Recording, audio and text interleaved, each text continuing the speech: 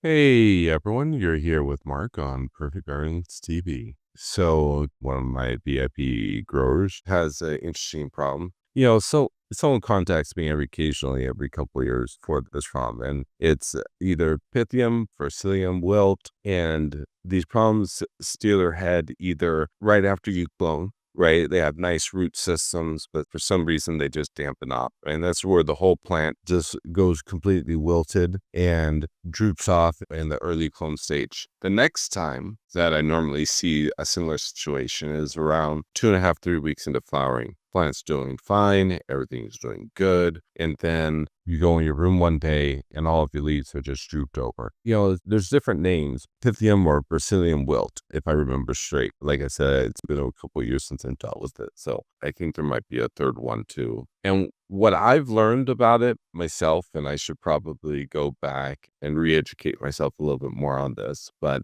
the main situation with this is that these diseases, once your plants have them, every time you clone off of them, they keep transferring to the next genetic, the next genetics. And yes, I totally understand that some plants are going to be fine. Some plants are going to get through it, right? But some other plants aren't going to, and they're going to show signs either early on or later in the firing. The ones later in the firing are the biggest deal because you have a lot of money invested in those, and if they lose dampen off, then you've lost money, nutrients, everything. And then you start struggling with it. Then you start buying all kinds of other various fungicides and all these things to combat the problem. And before you know it, all of your profits start going down the drain because you're trying to solve a problem that you're never going to be able to get rid of because it's transferring in your plant.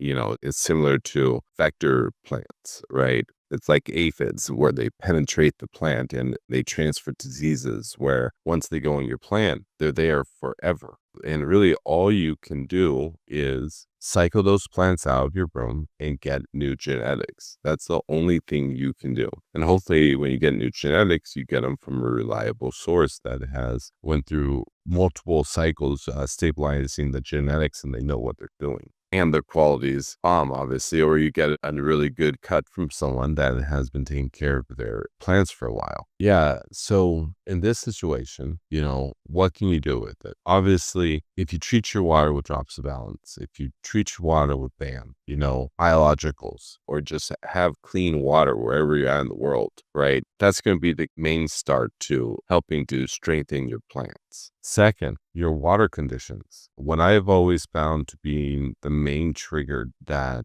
is the reason why Pythium or Bacillium sets in at some point is water temperature, especially given onto the plants on a daily basis. I think that, like I said, I got to learn more about the person. I might make a part 2 on the video, but that warm water, for some reason, maybe it's the lower oxygen carrying capabilities or something along those lines, but it just allows for that disease to flourish and begin to take hold in that plant earlier. And I know some genetics will do just fine, right? Maybe they have a better root system, whatever. But somewhere down the line, you're going to have more and more plants that keep getting disease. So besides starting with clean water, second would be temperature. Third would be excess stresses, right? So if your lights are too intense, basically any stresses can trigger these disease to become a problem and set in like early on or around 3 weeks into flowering. If you miss this, so what can you do? Really, if you want to spend your time struggling with one plant while neglecting all the rest of your crop, go ahead.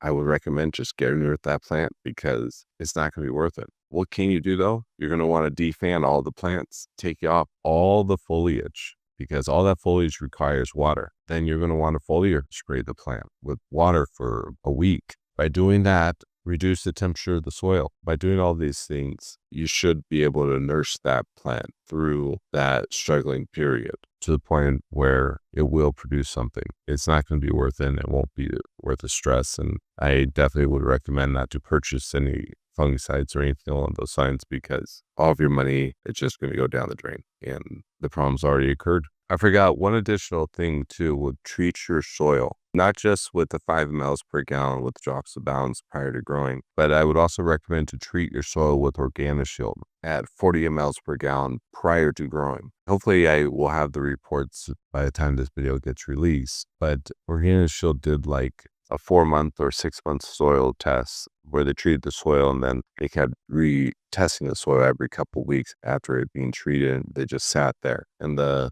soil went through a huge transformation from known pathogens to being there to the pathogens no longer being there. Like I said, I have to get the report, but it was super amazing, and that'd probably be the only fungicide I'd use. And this comes into prevention. Once the problem already occurs, there's no reason to purchase anything else because the problem's already occurred, and you should already have those tools in there. The drops balance, the BAM, and the organic show on your shelf.